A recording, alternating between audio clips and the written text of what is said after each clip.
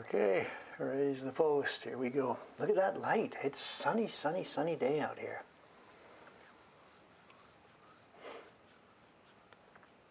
Good morning, good morning. Look at that light. The camera's having trouble with it. There's so much light reflecting off the Don Quixote store there. Monday morning, very, very quiet Monday morning. We had a quiet weekend here. We had a quiet weekend. And we have liftoff. It's not hazy, it is sharp and clear. What you're seeing there is just simply the light is giving the lens trouble. It's a sharp, clear morning.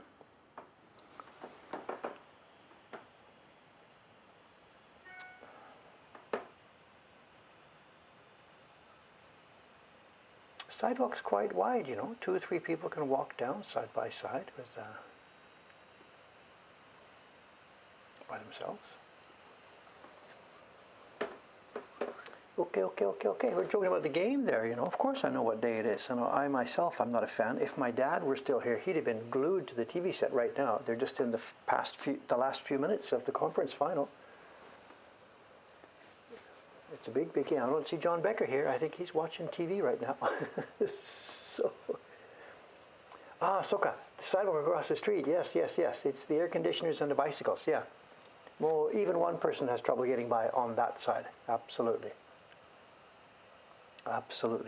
Okay, what's going on here? Oh, this is show and tell. What do I got? I've given it away.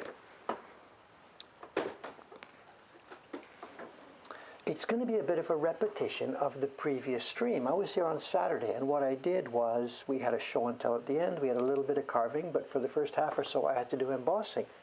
And that's going to be the same thing this morning. I've got to do some embossing and some print checking. So it's going to be a very... Oh. Seen these before? Talk about that later. It's going to be embossing today.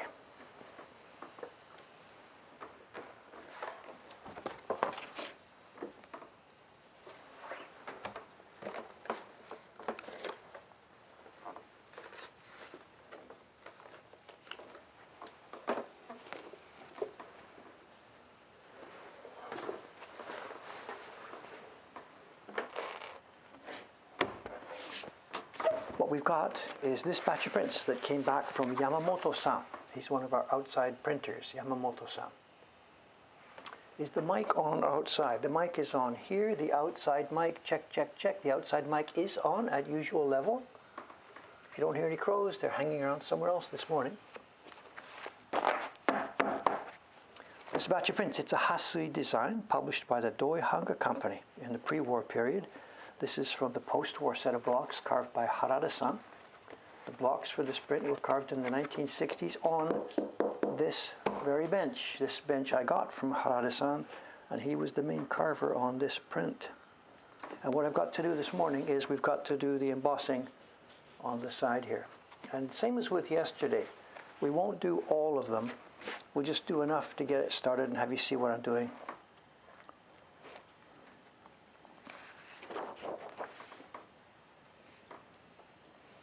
We're going to need a different registration mark because this board was set for a different print.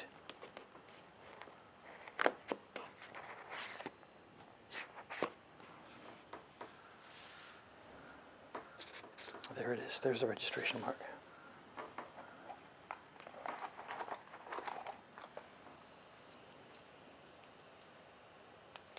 So John's here. So is the game over?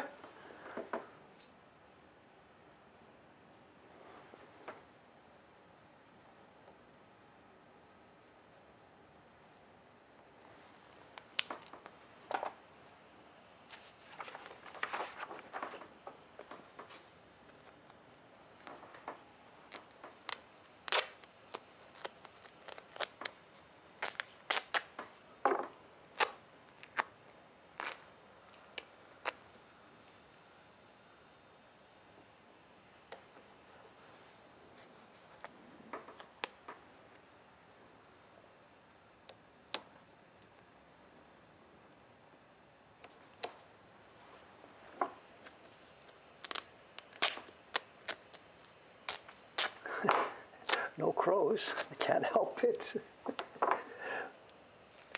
Good morning, gang. Good morning, gang. Okay, let's see if we've got the right location here.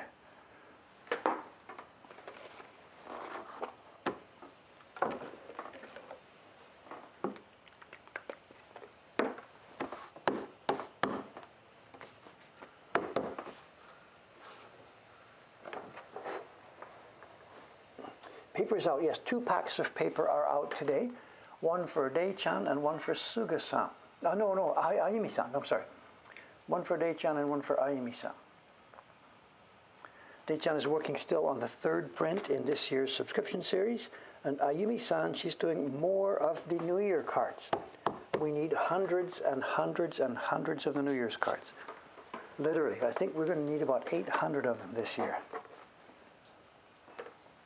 They go to all people who have been subscribers during the past year. They go to the Patreon people, of course, who are paying for them. They go to anybody who has bought, I forget the limit, I think it's about $200 or something. Anybody who spent over $200 on our web shop last year gets one. And we need a ton of them this time around.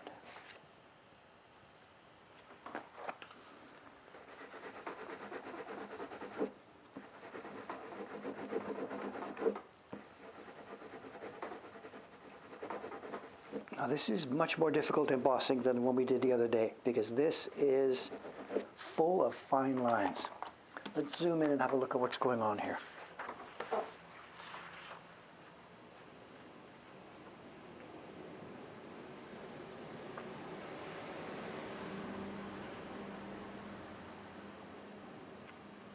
Okay, good. We've got a good view of this here. What we've got is the, can I see it here?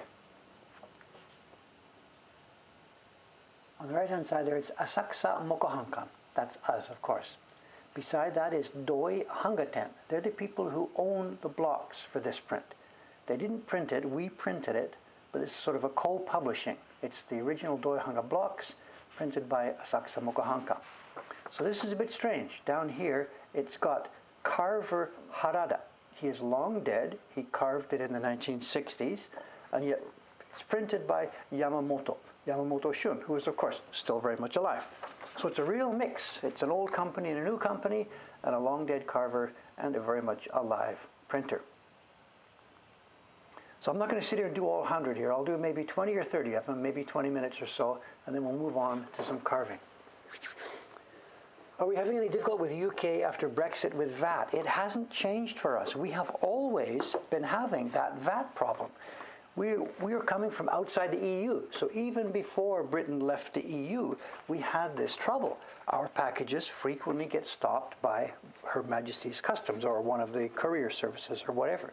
So the problem that other people are seeing now for the first time, we've been having this problem all the way along. This is not new for us.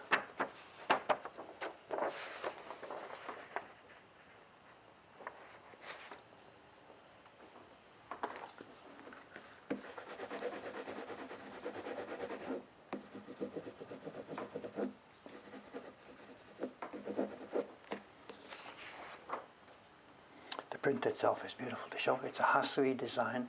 When we got the blocks from these guys, they didn't give us a sample. They had no sample. We were surprised to find they didn't keep samples. That's why when you look on the net, if you go to, say, ukiyo-e.org and look at a bunch of older pictures of these prints, you'll see that every time it was printed, the colors are different. They're all over the map. The Doi people in the post-war period didn't care about it and didn't control it. So for us, when we started printing it ourselves, once we got their blocks, we had a pre-war copy of the print. Doi-san, the man who's part of our business here, he owns a copy of the original, and we copied the color on that one.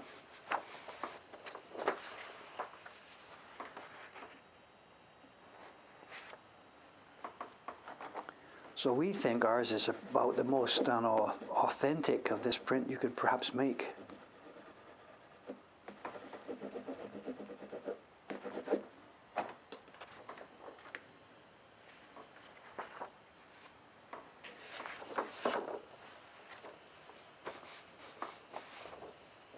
These are mitsugiriban. Mitsugiriban. Mitsu is 3, giri is kiri, cut.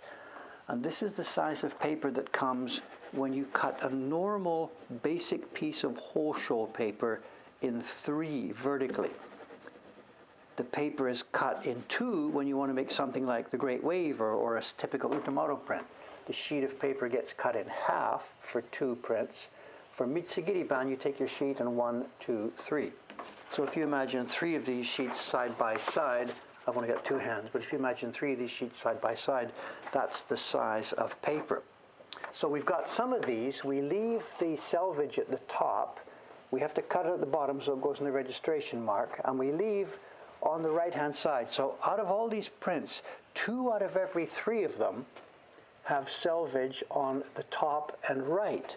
But the one that came from the middle can't have selvage on both sides. For the Shin Hunger prints, it was really common to leave the nice mood and leave the selvage on the outside. But we can't do that for all of them, only for 2 out of every 3.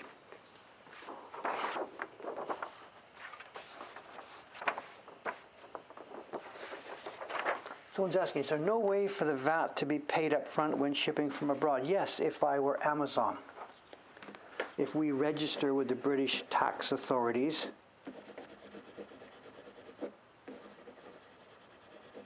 but we are simply too small to do that.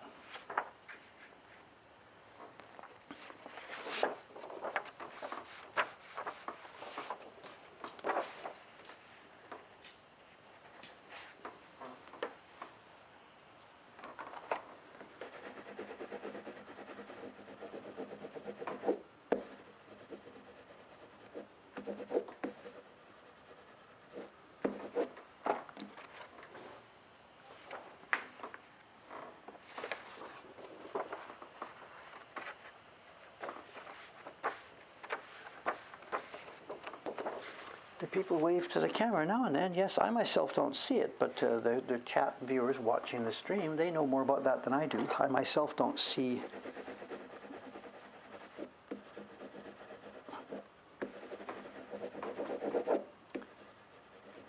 That reminds me.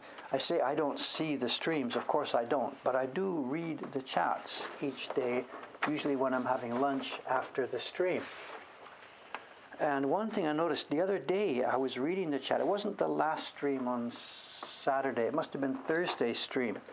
There had been a conversation about soaking the cherry wood. And I think something I had mentioned in a previous stream had kind of got misunderstood. It was about soaking the cherry wood in seawater. And we don't, no, there's no way, we don't take our wood and soak it in water before carving on it.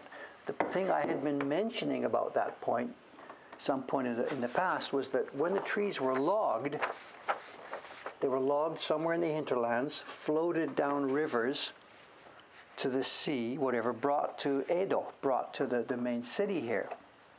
And before the logs were sliced, they were apparently, so I'm told, they were left in, what would you call them, mill ponds kind of a place. They were left in the seawater as logs for at least half a year. Then they were hauled out and slicing started up. And I don't know whether that was just a factor of it took that much time until they got processed, or whether there was some kind of seasoning going on. I don't know. But Shimano-san, the guy who did the carving, did the block preparation before he died about 20 odd years ago, his father told me about this, and he said absolutely all the wood was left in the seawater for a minimum of 6 months before it was pulled out and before the processing started.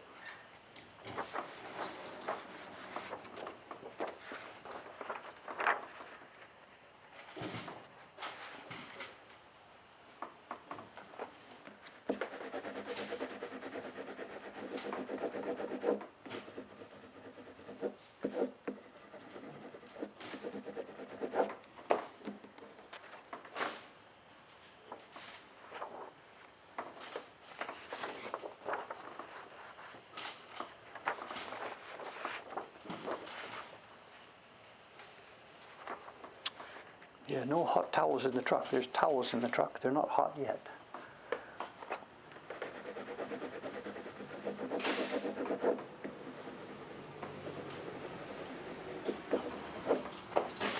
There's some mysteries next door with the restaurant next door. I told you they're opening on the 26th, they said. So tomorrow is their big opening day. But the past 2 days has been massive construction. Massive construction. I have no idea what they're doing in there. Trucks came up, drew up, workmen came out with boxes of Makita hand tools. They got the shutter up, they went in there, they put some kind of plastic sheeting down in place, about 1/3 back through the restaurant, to cut dust or something, I don't know. And then all day long, I heard on my wall here. So something has either gone wrong, or they forgot something, or there's no sign yet. There's the one that I posted the photograph for you the other day. There's no sign on the building.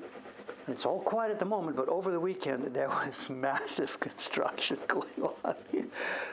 I didn't bump into any of the people that I know there, so I didn't ask what's going on.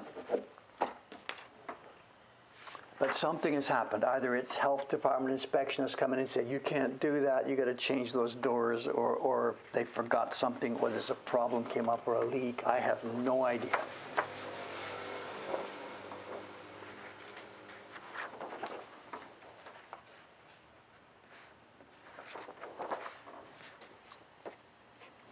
So we don't know. See what will happen today.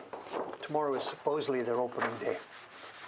I might not be here for it, because I think I'm going to Ome tonight. I've got lots of stuff to do in Ome. So I think I'm going out to Ome tonight after the stream, after I finish my work today. I've got sizing this morning. And then I'll be back Tuesday evening. So I'm going to miss their grand opening.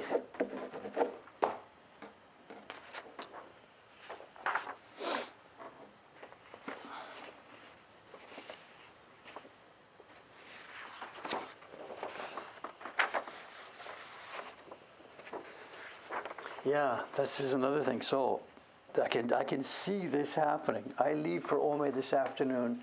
The sign crew comes up to hang up their sign. Dave is not here. Those guys go, what's this wire? It's in the way. Let's get this out of the way. I can see this. So I get back Tuesday night and we have no internet. Who knows?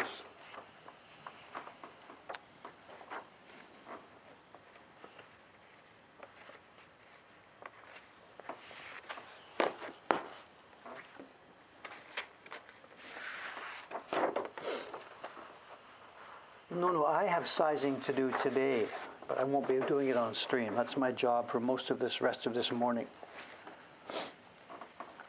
I thought about doing a sizing stream, but whatever. This job also had to be done.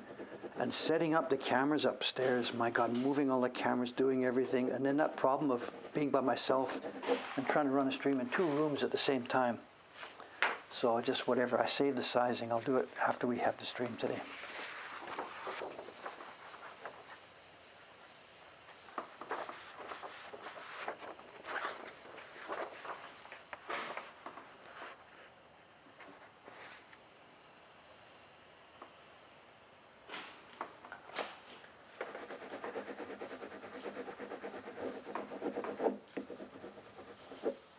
We'll run the stream to you. I'm talking about moving cameras around. When I do sizing, it's 2 separate rooms. I've got to unplug the computer, the cameras, move it all to another room. It's really not practical to do it by myself.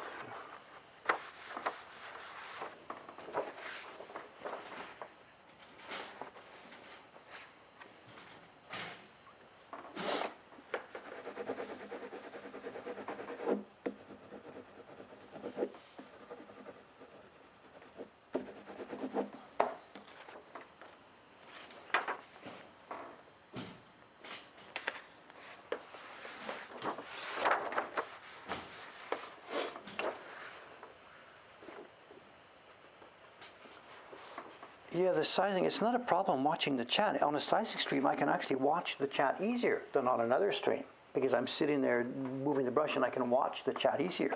That's not the problem. The problem is the physical setup. The sizing happens in 2 rooms. Part way along, I have to take it all apart and move the camera and computer to the next room.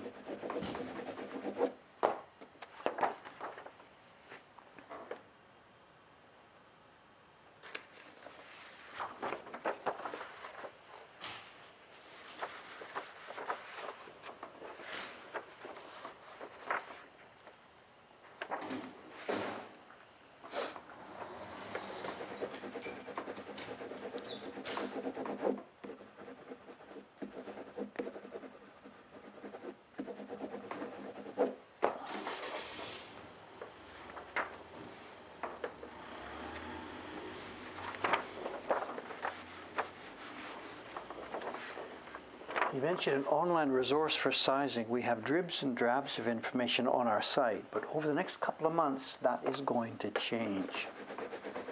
There's a project happening here. Some of it, I guess I can talk about it. It's not specifically secret. I know the young couple that came to us from Hong Kong a couple of years ago, Dei-chan and Chon-san. Chon-san the carver and Dei-chan, she's printing. They've been through various ups and downs with their visa status here in Japan. And both of them at the moment actually have a good visa status. We were able to sponsor more than we had expected we'd be able to sponsor, and they actually now, for the next year at least, have a stable visa status. But that depended on having a higher income than they had previously had. So what we've done is, in order to help them get that visa status, they have both had a big increase in the amount that they get paid from here. And the amount of hours they've been able to spend here hasn't changed, but they're getting paid a lot more. So what we're doing is, we've cooked up a couple of new projects that they can do. Dei-chan, up to now, has been working as a printer, quite a slow one, which has limited the amount she can earn from it. So what we're going to do is, she's going to keep working as a printer X days a week, but she is also going to spend a couple of days each week now. She's probably going to end up working 9 days a week, I don't know. She's going to spend a couple of days a week now doing a special project for us to sort of justify the extra new pay that she's getting. And the new project that she wants to do and that we need doing is, she is going to work on creating text and pictures and illustrations and working on video to bulk up our encyclopedia of woodblock printmaking. The encyclopedia that I sort of tried to put together 20 odd years ago on the net, but which has been sort of really sleeping. And the first project we're going to do for a test for that is, it's going to be sizing. So over the next few weeks, each time I do sizing, she's going to grab her camera, we're going to get some video done. Maybe Cameron is going to come in one of the days I do this and do some good tight video for us. She's going to draw illustrations. We're going to get the facts and figures lined out. And basically, she's going to prepare, that'll be her first project, she's going to prepare a complete manual of traditional Japanese woodblock print sizing. And that's going to be her first project. It's going to take a while. It's not going to happen in like one day, but it's going to happen over the next couple of months.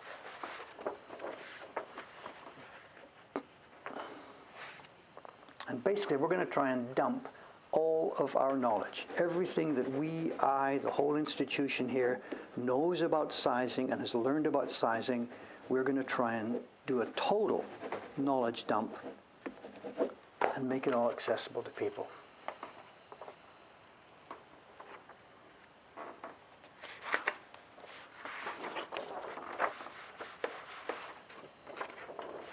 Ghost audio in the background. And then, of course, the idea being, as time goes by, this would be a book, either an online resource or an e-book or a physical book. I have no idea the way it could go. There's many different ways it could go. I'm not planning that far down the road yet. It's the kind of stuff that I wanted to do 20 years ago. I started 20 years ago, but then just got bogged down in all the work.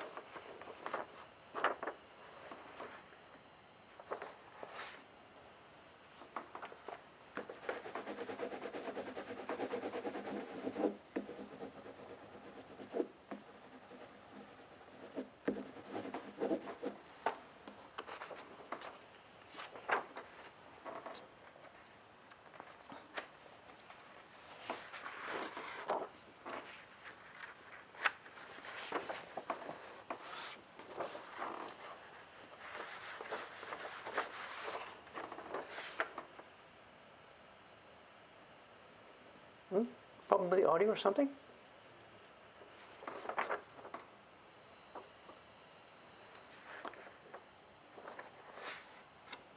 Is the audio on?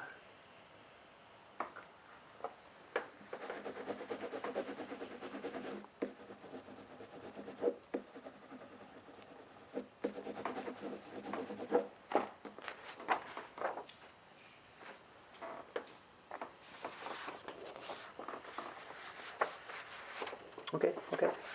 I'll keep quiet.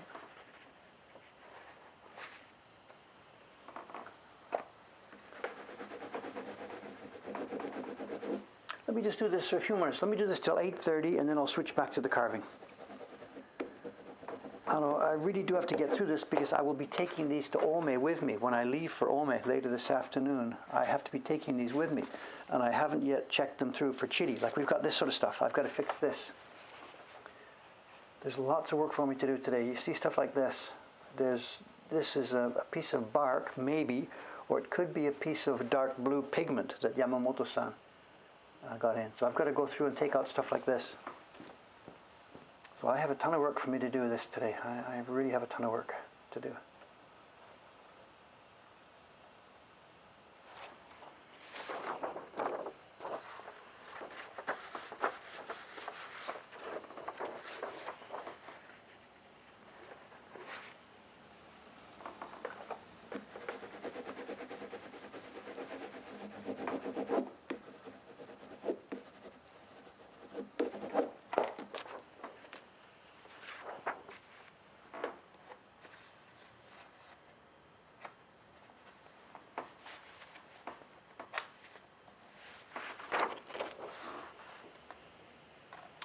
Is the text the title? Yes, it is. So.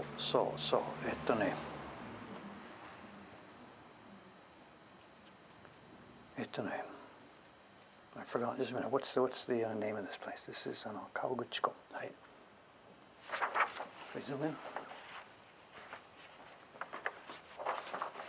We have the designer. This is in the block signature. Hasui with his seal. He didn't draw this. This was in the block and carved. We have the title. It's Kawaguchiko. It's, of course, that's the name of the lake near Mount Fuji. And we have the date on it. And it's Showa, it's upside down for me, Showa 7.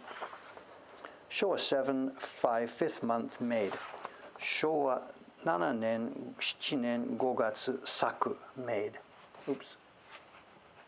Showa 7, the 5th month produced.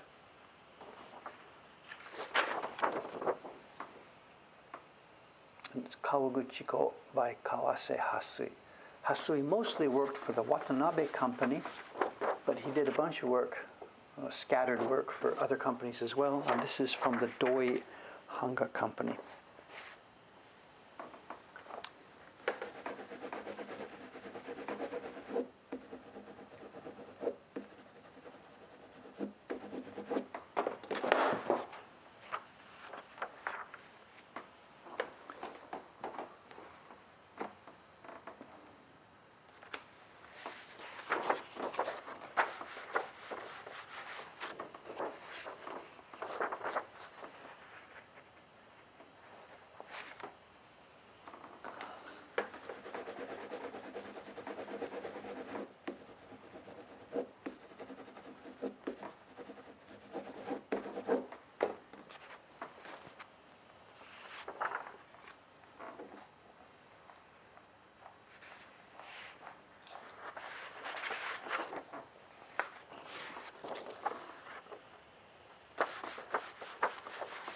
An old Patreon from Switzerland. You mean you've been for a long time, or you're an old man? Which I don't know. Thank you.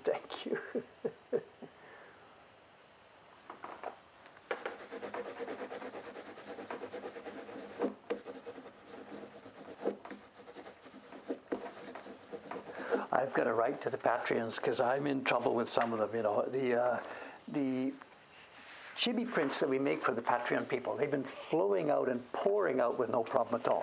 John Amos designs them for us. We have our printers do them. They go to the Ome workshop, and Ome has the list every month. They've got the dozens of Patreon people who get the little chibis. That's been flowing through really well. The Nenga level of Patreon people, the ones who get the New Year type print, this has been less efficient. In the last few months, the last 4 or 5 months, I've been falling down. Those are not shipped from Ome. Those traditionally were shipped from our Asakusa workshop. The staff here, in their free time between doing print parties, did that shipping. And with the staff not being here, that shipping has fallen behind. And I've been getting emails from some of the people on Patreon saying, I thought I was supposed to be getting one of those Nenga prints, and it hasn't showed up, and maybe it's lost in the mail, and can you check into it, please? It's not lost in the mail, it's lost on my desk. I've really got to get that together. The new batch is now done. This year's Nenga is going out, and we're shipping them from Ome in this month, in January. But there's still a bunch of people, a few dozen people, maybe 30 or 40 of the Patreons, who should have got the Nenga last year. And it's on my desk still. Will we make a reprint of Koitsu's Ushigo Mekagurazaka? The blocks are available to us. That's one of the block sets that the Doihanga still has in production. And if we wanted to use it to make prints, they would let me do it with no problem. We haven't done that yet because I don't have a printer on staff who's capable of doing that yet. Yamamoto-san, who did this, could probably do it. Could probably do it, I think.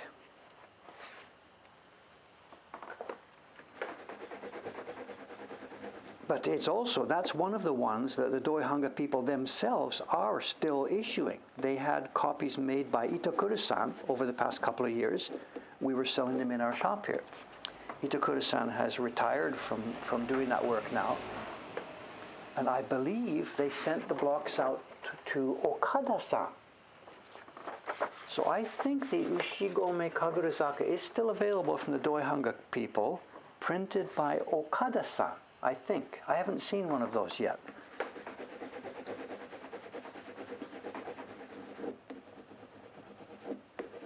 Yamamoto-san, who did this for me when he was here the other day delivering them, he said he is now starting another job for the Doihanga company. He's doing the Arakawa print. There's a Doihanga image of the Arakawa River in light rain. I think it's called Arakawa Haru no Ame or Gogatsu no Ame or something. I forget what it's called. It's a beautiful view of the Arakawa River with a little boat at the front, in the forefront, and misty rain. And Yamamoto-san is now starting that. So a month from now it will come through, and I hope to have it in the shop here. But I don't know the current status of the Ushigo Mekagurazaka print. Okay, let's put this away. Let's put this away.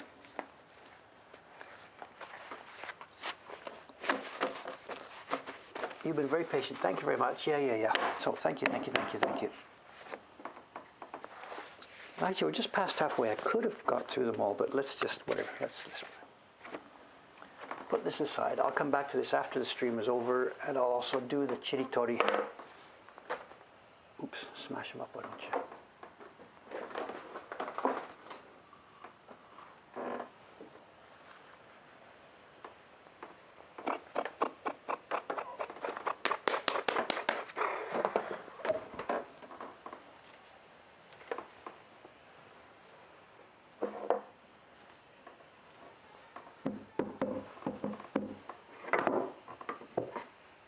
No, I know I couldn't go through them all, but whatever. There's always new people on the stream here, you know. Every day there's always new people coming.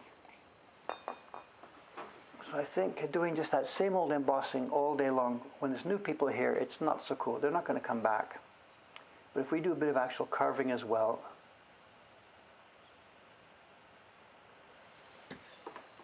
So there is a problem with the bot. I realized this. When I got the saved chat the other day, I realized it was different. So there is something going on with the bot. Is the last known god here? I don't know.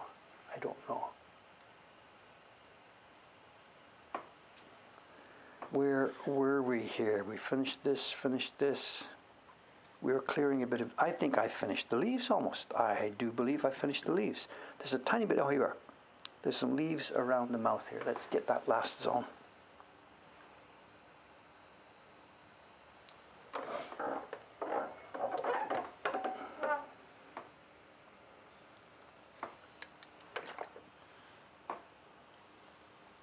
Where am I?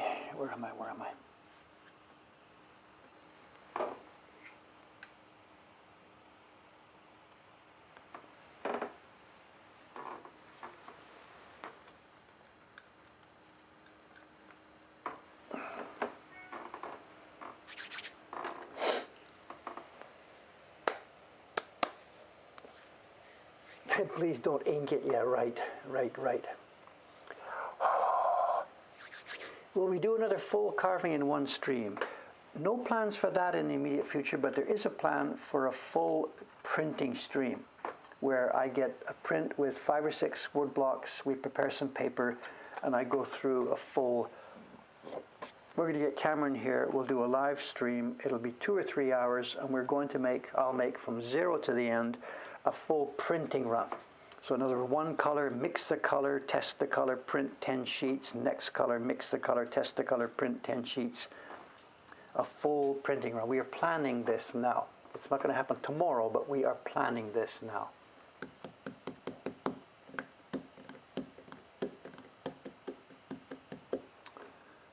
And that will be good fun. That will be good fun, because what we haven't been able to show in the printing streams yet is the rhythm of the work. You know, you see the videos on YouTube, it shows Sugu-san doing one color, and then another color, and then another color. But there's no sense of the rhythm of the work. And this is really, really, really, really, really what I want to show. But so that's coming a while later.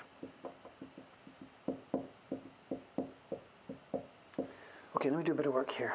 8:36.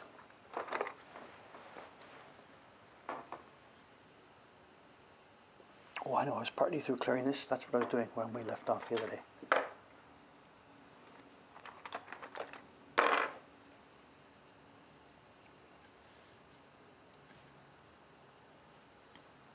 Against the grain.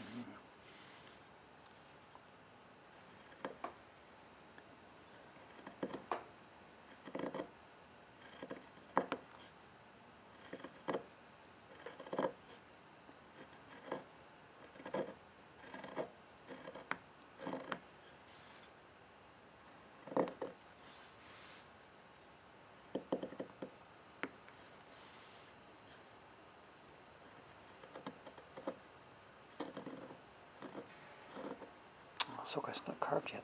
Soka, soka, soka.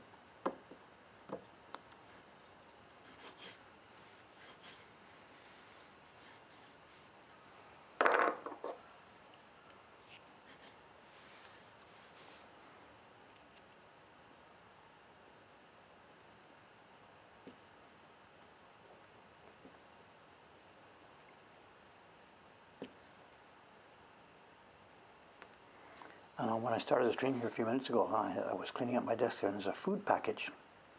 There was a food package there sitting on the stream. They're sitting on the table. This might be recognizable, probably not so much to the US-based people.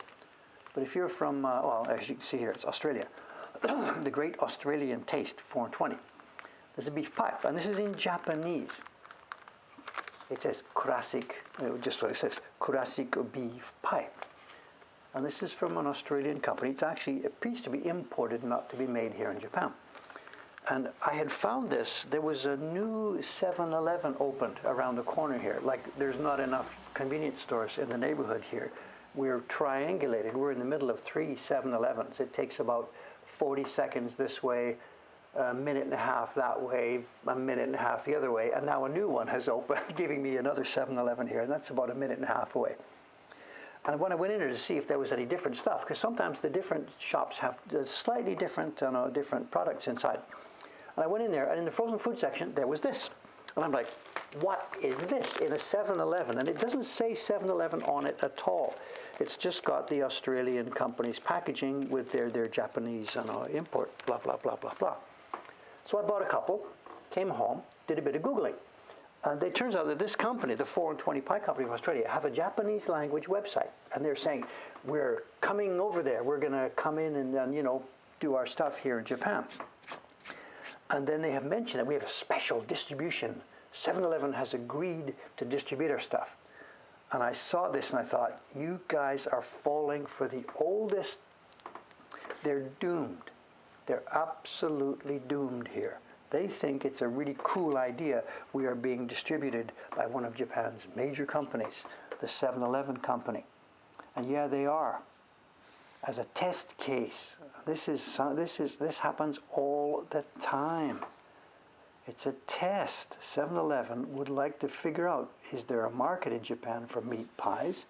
And instead of designing them themselves, getting it all set up, they're just simply importing from these guys, putting them in the 7-Eleven shops here and there, and running it up the flagpole and seeing what happens. And if it doesn't go well, or if it just dribbles along, they will either continue to do this or simply drop it. And if it does go well, it's obvious what they're going to do. They get their own kitchens ready and say, okay guys, we've tested it, it looks good, let's boot up and do this properly. And they will then make pies themselves, or have a contractor here make them. And it'll be, for the 24 people, it'll be, thanks guys, thanks for all the fish, and so long. So they're getting these other people to provide the products for a test. And then we will see the next step to that is absolutely, you'll go in your neighborhood. The next one to do it won't be Lawson, it'll be Family Mart. And in fact, it's probably already started. If this pie is here in 7-Eleven now, a very similar pie will be appearing in Family Mart any minute now. And then there will be a boom in little meat pies for a while, and it will either then fade away or it will stay as a quiet part of the market. And as for our Australian friends, they're perhaps enjoying it right now, but there's no future in it for them. Absolutely no future.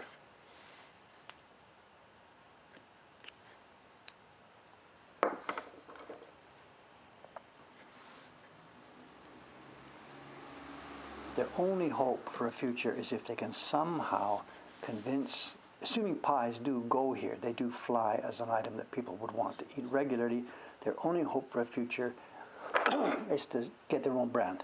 And that means TV advertising, newspaper advertising, you name it, internet, a stunning, spectacular amount of investment.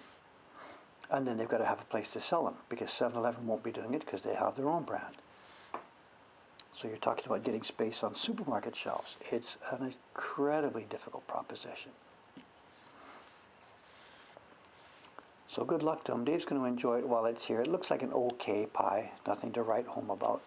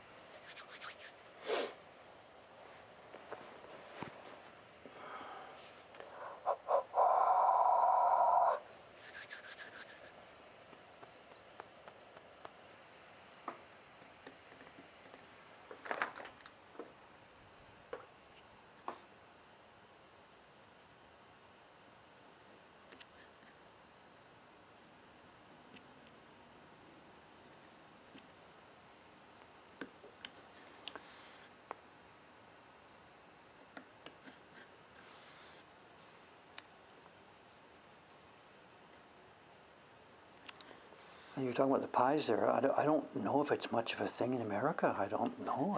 I don't have any sense that it's American culture. It's definitely British, Australian, a little bit in Canada. Much more in Australia than in Canada. It's a pub lunch kind of thing too, I think.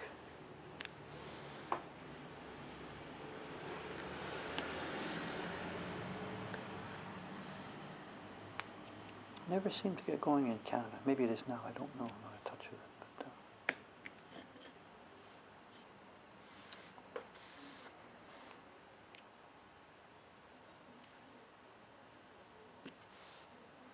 there was a little baker here in Japan. He lived in Kobe. It was an Australian guy lived here. A little bit of an old guy. He'd been here as an English teacher, I think, for years and years and years. And I think he knew a bit about baking. So he opened down in Kobe a pie shop. I forget what it was called. Jerry's Pies. I remember the website. You had to type Jerry Spies was his website, jerryspies.com. And it meant jerryspies.com, but it looked like jerryspies.com. I remember it. And they were nice. They were the real deal. They were the real deal. He had a sort of assembly line, but not like a factory assembly line. He mixed up the meat stuff every night, every morning, blah, blah, blah, did it. And he also made them available for flash frozen and online. And we're going back to the early days of the internet. This is the late 1990s, I guess. I don't remember exactly. And that was really nice. They were a little bit expensive, about 400 yen each, but they were to die for. They were so nice. And I was a regular customer of his, absolutely regular. Until one day, you go to the website and it's gone. He sold out to a Japanese company. He went back to Australia and the prices immediately doubled. Just straight up. What used to be 400 yen now became 800 yen because the Japanese company had a different idea about how these should be marketed. Not as casual lunch food for dudes like Dave, but as exotic foreign items. And that was it. Some months later, they were all gone. jerryspies.com. I wonder if it's still there, the website.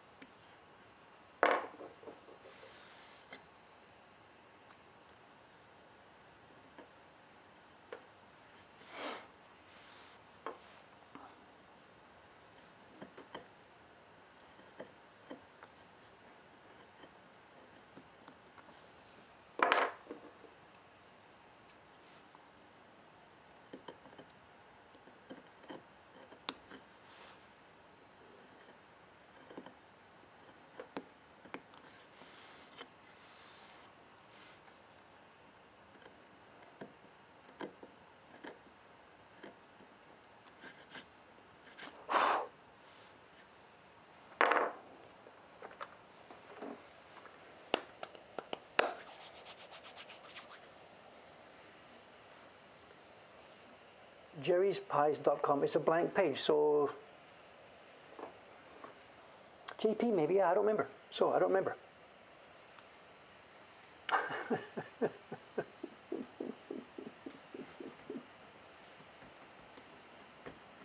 It is .jp, okay, but are they still selling pies? Really? Is it still active? Are they selling stuff, or is it just just dead?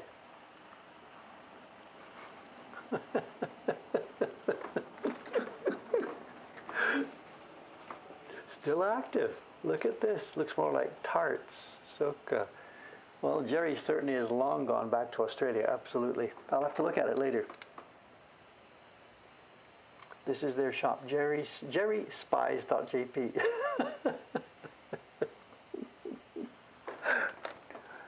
So what's the price for basic meat pie? Do they sell pies still or not? Whatever. I'll look at it later. It's okay.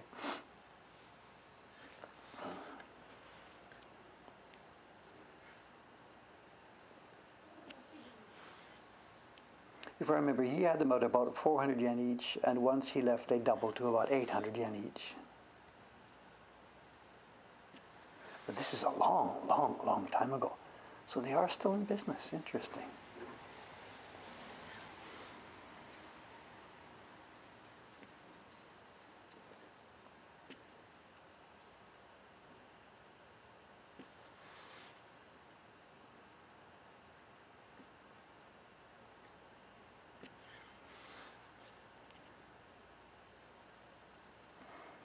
Jerry sold out. I remember that. No, no.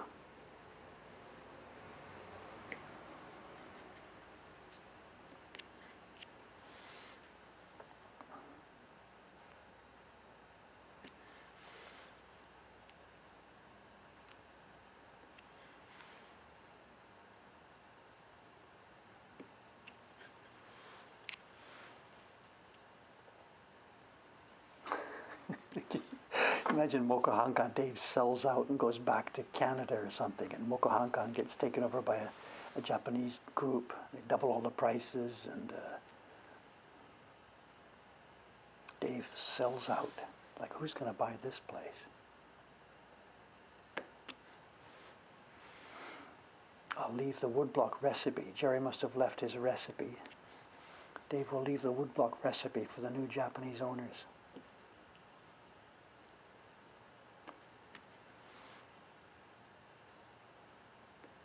They phoned me up a while later. Hey, we can't get the oven to work, whatever. How do you do the sizing? I left you the recipe.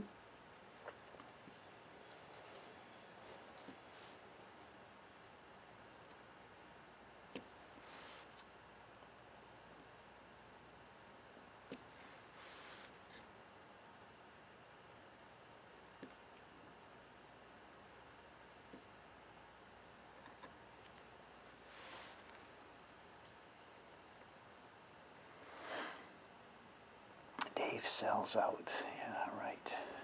Like that's possible.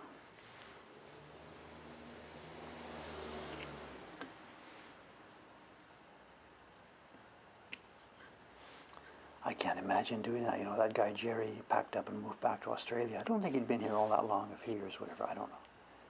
I cannot imagine ever now leaving here, The idea of going back and living in Canada. It just seems just insane,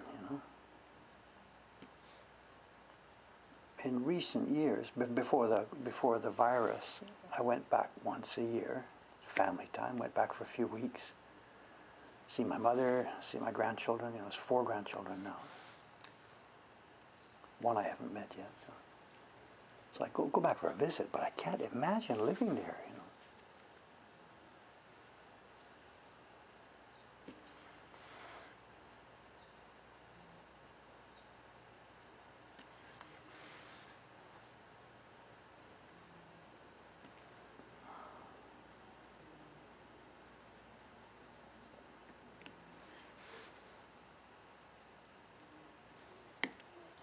It's just been too long now. It's been, 30... I came here in 1986, so it's been 30, 34, 35 years.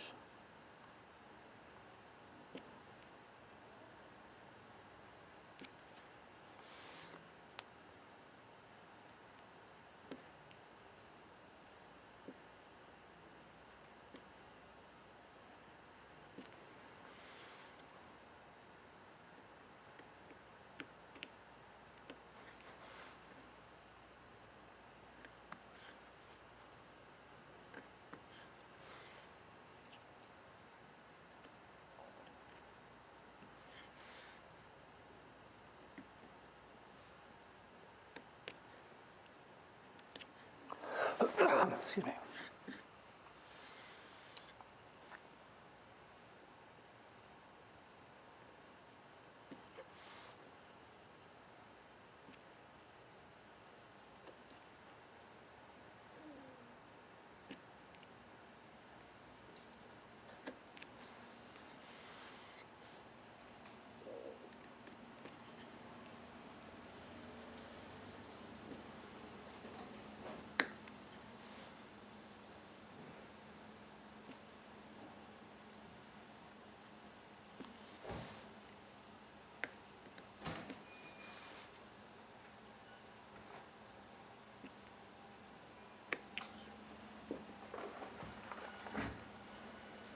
Delivery's here, is it? The truck for the restaurant next door. This is going to be fun to see what they're going to do this morning, if there's more construction.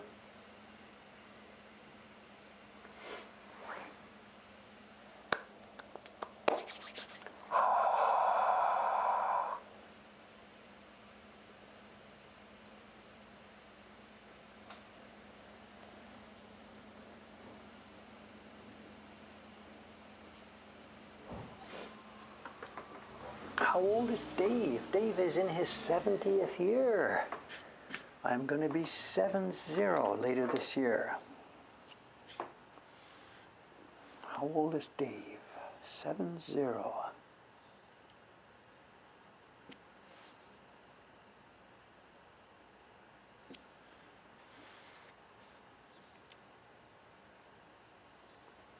Can't quite believe that, but that's what they tell me.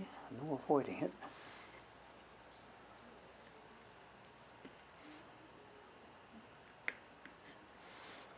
I think my mother is embarrassed to have a son that old. I think she can't quite believe it either, you know. My mother's here this morning, I guess, I don't know. And any time the point about my age comes up, she's just sort of shaking her head. She can't believe she has a son of this age, you know, like what happened? She remembers me all the way back in diapers and stuff, and yet here I am 70, and for her it's, you know, just she can't wrap her head around it, and I can get it. You know, I can see my own kids, you know. My own daughters now, they're in their mid-30s, and I'm like, that can't be true already?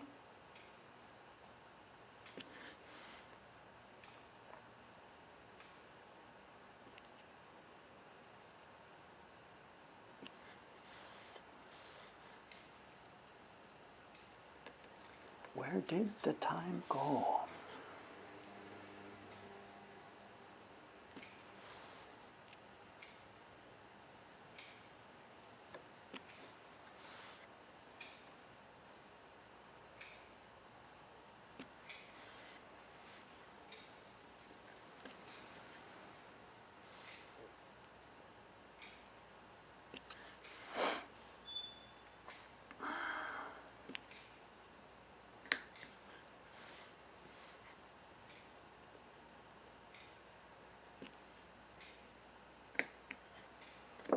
What's your time? How are we for time?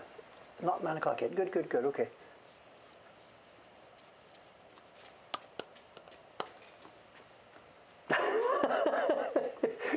How old is his mom? Never mind. She says, never mind. Okay.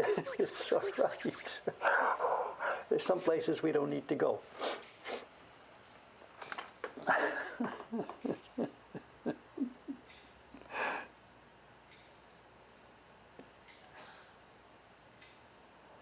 I guess for my mother, I don't know. I know I'm starting it now at this stage in my own life to feel a little bit the same thing. My own age, I don't like my age. It's too old. I would rather not be, quote, old. But there's also sort of a bit of pride involved. You know, look how far I've come and look what I've done and stuff like that. And I think for my mother, I guess inside her mind, there's two things are both there.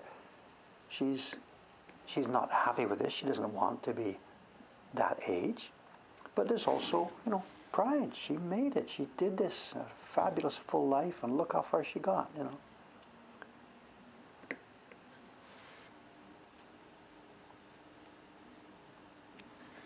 And my mother too, she's no basket case. My God, she's fine, you know.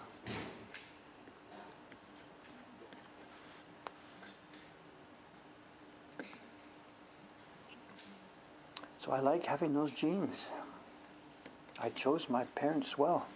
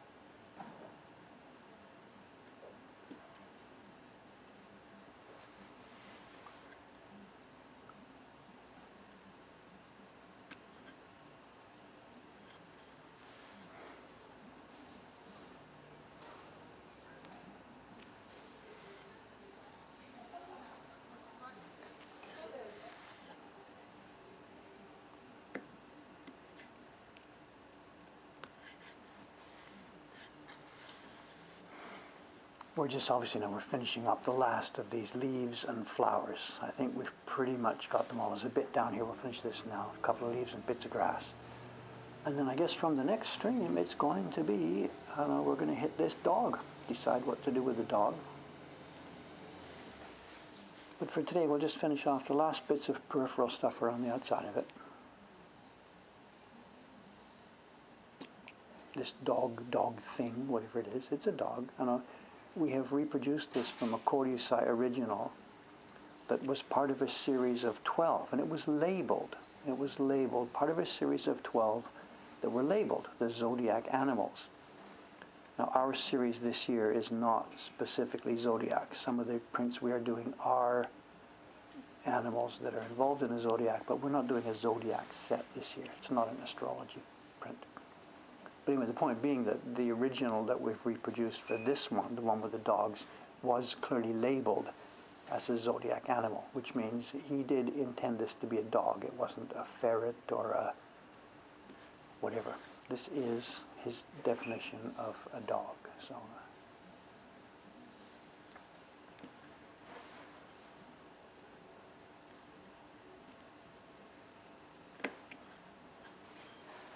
I really don't care. We're just making an interesting, and hopefully when we get it finished, hopefully an attractive print.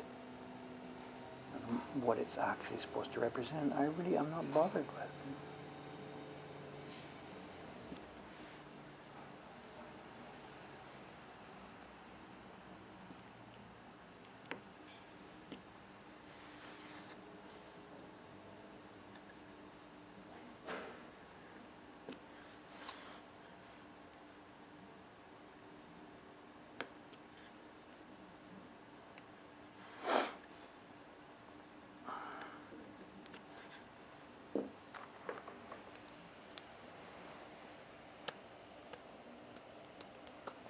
Do I cut myself? Never. There's nowhere that my fingers are in the way of the blade. The only time I cut myself is when I'm doing things like talking something else and waving the knife around and oops, that sort of thing. I don't actually cut myself during the progress of the print. You know. Was that tool you used a few seconds ago the same tool you used when I was carving the print by Ichijo Narumi? Do you mean this one, the sewing machine needle? Which is a pry bar. It's a poker rather than a slicer. This is not sharpened sharp. It's just a piece of sewing machine needle that we use to get in the tiny places. And yes, I've had it for a lifetime. Yes, it's just a sewing machine needle. You can see. It's a piece of wood which I got. I drilled a hole in the piece of wood. I drilled a hole down into the piece of wood, got the sewing machine needle, hammered it in. It goes down about whatever J far. Then filed it off, and you can see the groove at the top of the sewing machine needle, because this was a needle that was made for sewing canvas, and there was a groove in it for this high, thick thread to go up to the top. And it's super. I couldn't break this if I tried.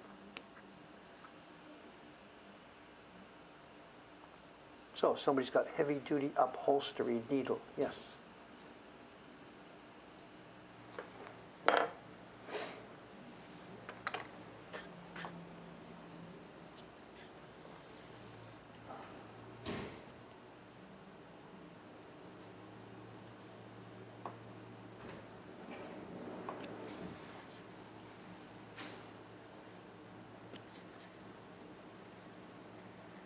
It's funny to talk about is the same tool I had a few years ago, and yeah, the toolbox basically doesn't change, although having said that, we have had some talk about this on the stream.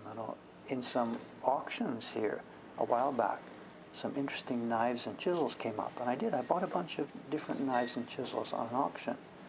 One of them being of a type that I was always thinking, I'd love to try that one day. And I got it on an auction a while ago, and it's here somewhere. It's on the shelf or in the back here. So I've got a bunch of actually new/old tools waiting for me to try them out. But I don't know, I just trying to find time to fool around with stuff and never seem to get to it.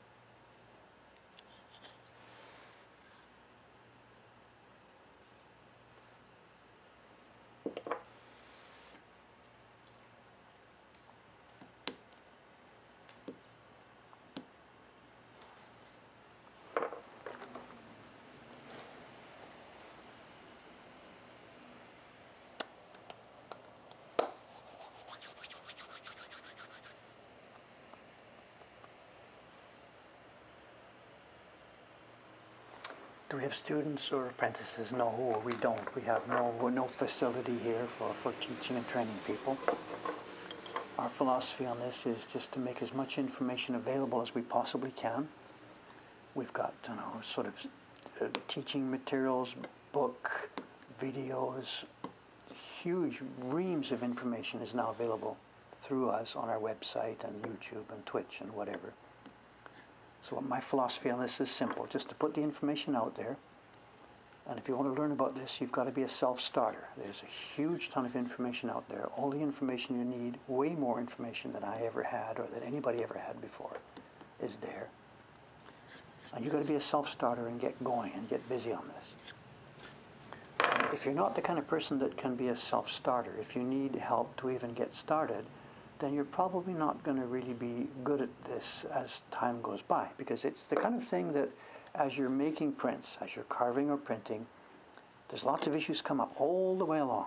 And you've got to be the kind of person that looks at the thing and thinks, how can I get that done? How can I get through that? So you've kind of got to be that kind of person from the beginning. So that's Dave's filter here. Basically, I'm just telling people, do it yourself. Having said that, there are people who have started this by themselves, gone through it, built this, built that, made a print, looked around, tried to make it better. And people who've moved ahead. And once they're at that stage, and we've got people like that watching this stream right now, once they're at that stage, if they're like, can I come over there and can we talk and can we do something and whatever? And we have over the past few years on, I think it's 5 occasions now, I've made the place available. We've offered a workbench space to somebody to come and sit and watch and work on their own projects and talk to us and ask questions and fool around. And so we do that. We don't have apprenticeships, we don't have training, but we will make our entire workshop. We'll give you free run of our workshop, but not to the person who wants to try it, to the person who has dug in and trained themselves to a good level. And once we see that level of dedication, we're willing to spend all kinds of time. A very long answer to a simple question. No, we don't teach whatever. I don't know.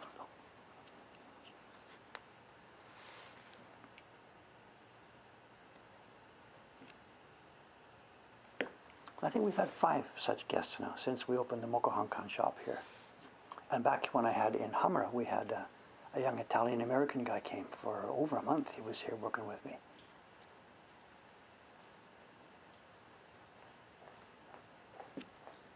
But no, there are no apprenticeships, there are no courses, there's no teaching here. But boy, oh boy, do we make a ton of information available.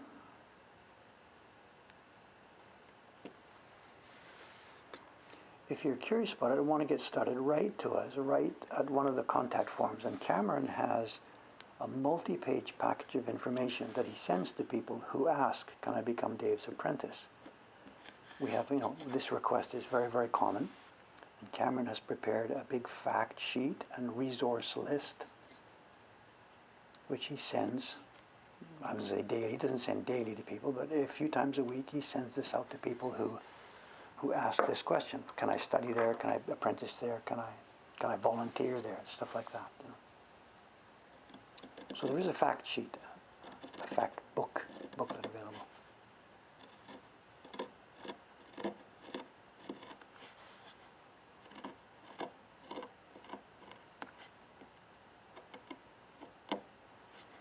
We were thinking, I was talking to Cameron about this some months ago, we should just maybe put that thing online. Just put the information online, somebody who wants to work here, put the page online, list of resources. But we decided not to do that. Because if we did that, people would still write to us, and then how do we answer them? So by keeping the information in a package here, when people write to us, we have something to answer. So, show and tell, 15, okay, show and tell, thank you. Thank you,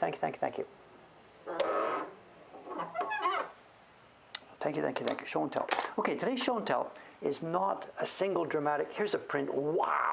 Like the kind of stuff I've showed recently has been really, really beautifully well made, kind of interesting prints. mostly from the Meiji era in recent show and tells. Today's show and tell is a little bit different.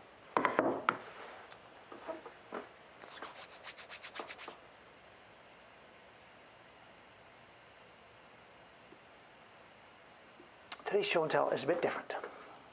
Well, everything's a wow, whatever. What we've got today are 3 little books. They're magazines.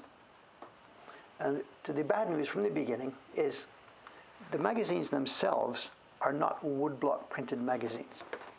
This is from Taisho. Taisho, just a minute here. Oh, it's right on the front cover. They say this is Taisho 12. This must be Taisho 11. No, that's Taisho 12. This is Taisho 11.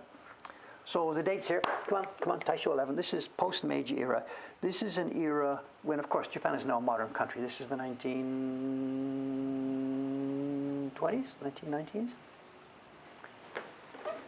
And printing presses, 1920. Yeah, God, snap to it. And actually, it's not very high quality printing, even the printed part of it. And the reason is, this is a magazine. This is a privately published, well, at first it was privately published, and I think they became a company partway along the road. It was a privately published magazine. And it was what would you call it? A literary magazine? These days we call it a zine, maybe. It was privately published by some guy who was interested. He had a bunch of friends. They drank together. They wrote stories together, poetry. They went to the theater together. This was all happening down in Osaka. And the magazine was called Kamigata Shumi. Kamigata Shumi. Kamigata is the lyrical name for what we now call the Kansai area. It meant Osaka with a bit of Kyoto and maybe Nara, whatever, thrown in. And shumi is literally the word we would translate almost directly as hobby, activity that you do for pleasure and stuff like this. So the name of the magazine was Kamigata Shumi, and the contents were literary essays, they were poetry, they were theater reviews. This is a page of poems. Could be haiku, could be senryu. I don't know. I can't tell the difference just by reading them here, seeing this. There was reviews of theater. There was backstage stories about what was happening down at the local kabuki theater a while ago. And it ran from about this time. This must be early. It must have started in Taisho 7 or 8 or 9 or something and gone for about 20 or 30 years. It's the sign, people. Yes, good. Cancel. Good. Cut the stream. I'm going to run outside and see what's going on. Okay. Anyway, now why do I have this here? This is a magazine because a huge amount of it was done with woodblock printing. The text itself was set with metal type, printed in oil, of no interest to us. But for one, the cover of each magazine, not just the cover, but anyway, the cover was done with a woodblock print.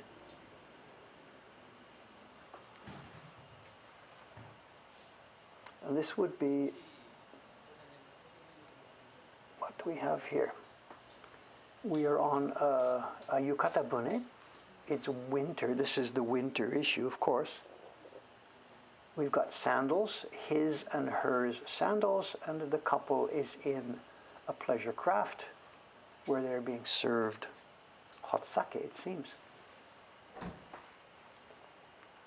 A woodblock print. Now, it's not just the cover that was done in woodblock printing.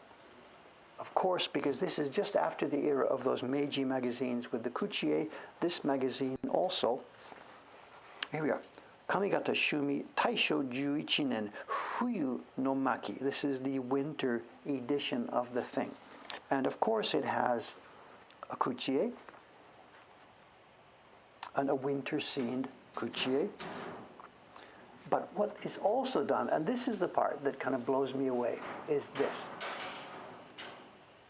This is also woodblock print, and this is a department store advert. This is an advertisement for a department store. It's the Daimaru department store. And they're announcing some of their New Year activities and some kimonos that are going to be available from the New Year. And it's a wood block print. We go through the magazine. As I said, most of the stories are done in metal type, but the illustrations are done in an interesting way. I put these under the microscope to see what's happened. The illustrations are done with cut woodblock placed on the same piece of paper, the Western way they did it, printed with ink. So this is a real mix of Japanese technology and Western technology. Western book illustrations were engraved, wood engraved or copper engraved, and printed together with the text. This has been done the same way. It's cut with a knife. You can see places where the knife slipped and popped and cracked, but it is thrown in a press and it's printed in a press together with the rest of it. So all the illustrations here are wood cuts in the Western sense, wood cuts designed to fit with printed text.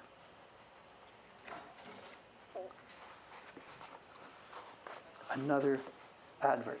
This is for a sake company, and it's a complete hand-cut, hand-printed woodblock print advertising for sake.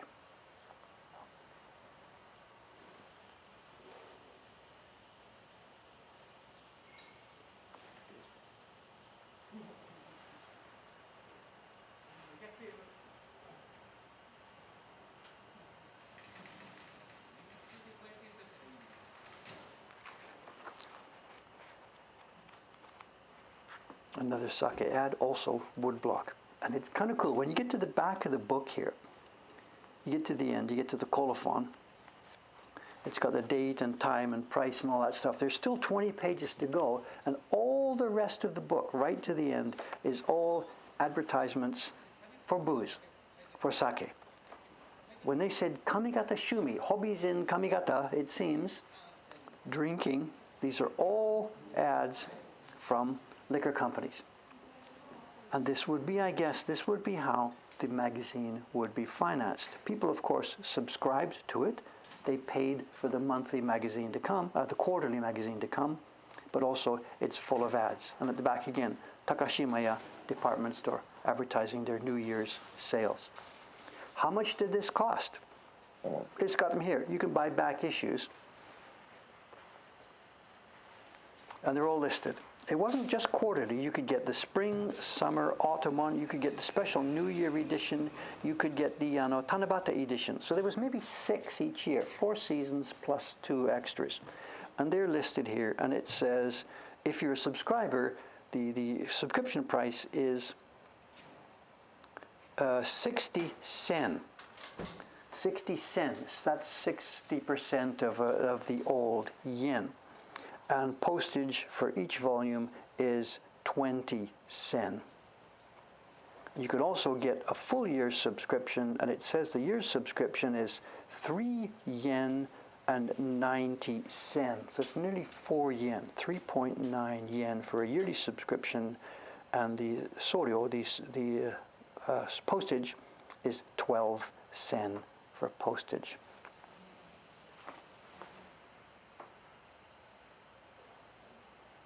It ran for 20-some years, I think, and of course, as Japan fell into a war mode in the 1930s, it put an end to this kind of a stuff.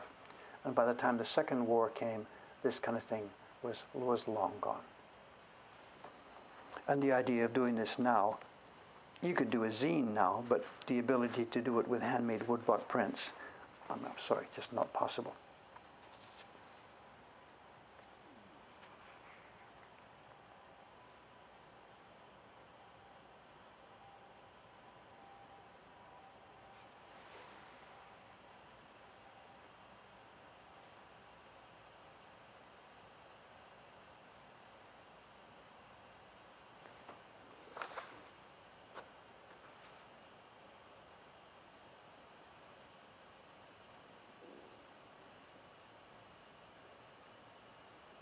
And this blue, somebody's saying that blue, this is not ukiyo-e type coloring at all. This is Taisho era. And the different pigments now are being used. This is more of maybe it's similar to what we would call a shimbashi. It's a little bit light for a shimbashi. It could be made from shimbashi blue, very, very much watered down. And the red too, it's more of a carmine. This is not ukiyo-e pigments at all. This is early 20th century.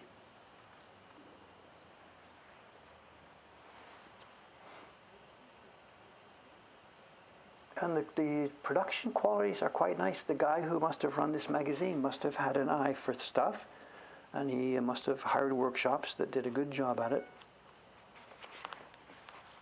Again, another sake advertisement in woodblock.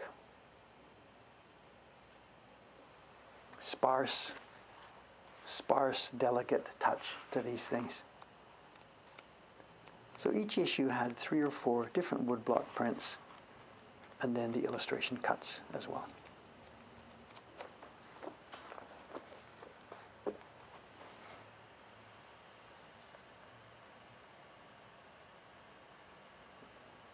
We said magazine for boozers. It was this, what kind of literary, casual, social magazine. I guess the alcohol companies, same as these days, the alcohol and tobacco companies put lots of advertising out, sponsor lots of stuff. And we've got pretty much the same thing here.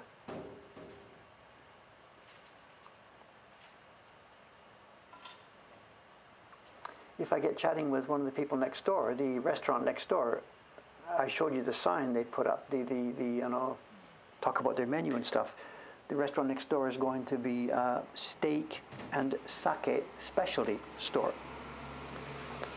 They're going to specialize. They're going to highlight 30 brands of sake at any given time from all around the country, and partnered with high quality Wagyu beef. That's their shtick, the people next door.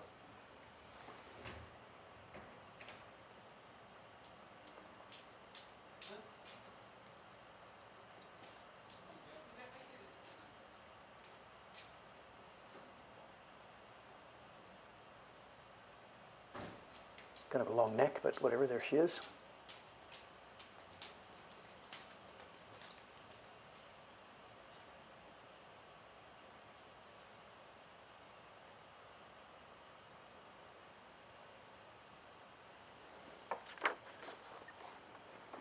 There's something else too about the book. Again, that's wood block, but printed in a printing press. There's something else about the text. All of the text, there's an interesting factor to this. This is an era now when schooling has been in Japan now. Everybody is educated. This is the Taisho era. Back in the Edo era, there were no schools. Education wasn't something for everybody. But by this era, the Taisho era, everybody is educated to at least maybe age 12 or 13. I think nowadays it's 15 is the minimum. Back here it was 12 was the minimum. But everybody was educated. But what you could read, the kanji still hadn't been cleaned up and simplified. The simplification of the kanji greatly happened in the post-war period.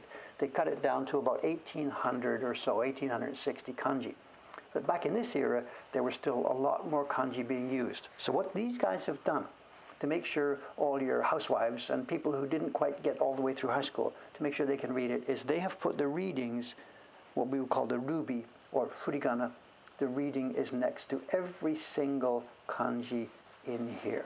So this could be read by anybody with any level of education, whether or not you've done your studying and learned all the kanji. So even I myself, even the kanji that I've never seen, kanji that are not in any way part of the modern package, it's all readable because everything has the hiragana characters next to it. So sometimes I show you the old Edo books, and I say I can't read it, and normal Japanese can't read it either. But this is the transition period now. This is pre-war Japan, and this is readable by anybody now with any basic level of education. Whether it's worth reading or not, or what, is a different story, but it is readable. Okay, there you go. Just the idea of showing you these things is to try and point out again that woodblock printing really was a major part of the cultural life of this country all the way through. Even things like this, printed and done with woodblocks. You couldn't possibly afford to do this now. Making a single woodblock print like that would cost far more than any kind of magazine price. But there we are, just another small view of how woodblock printmaking was part of Japanese life. They cost me next to nothing. Nobody wants these. Just a used bookstore. They're just stacked up. Probably 100 yen each. I can't remember exactly. Nobody wants them. Nobody wants them. The literary content is really of no interest. But for us, as woodblock prints, good fun, good fun, good fun. Okay. there we are. Thanks very much. It's Monday now. It'll be 3 days I'm off. I'll be back here on Thursday morning. In the meantime, I've got sizing to do. I've got a trip to Ome to do. I'll be heading out there tonight. So actually, that means we might have more interesting show and tell the next few days because I'm going to mine the Ome collection and bring stuff back from Ome to show you. Right now, I'm getting outside to see what's going to happen. Thanks very much, guys. See you on Thursday. Thanks for the stream. Bye-bye for now. See you later. Bye, Mom.